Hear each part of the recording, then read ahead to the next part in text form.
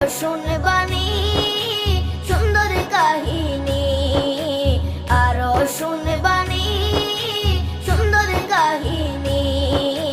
জান্নাতের ওই রুমে রুমে লেখা নবীর নাম, জান্নাতের ওই রুমে রুমে লেখা নবীর নাম। নবী রহমতে আলম নূরে মুজাসসম, রহমতে আলম নূরে মুজাসসম। সাহাবীরা আতর বানায় ওই নবীজির ঘাম, সাহাবীরা আতর বানায় ওই নবীজির ঘাম।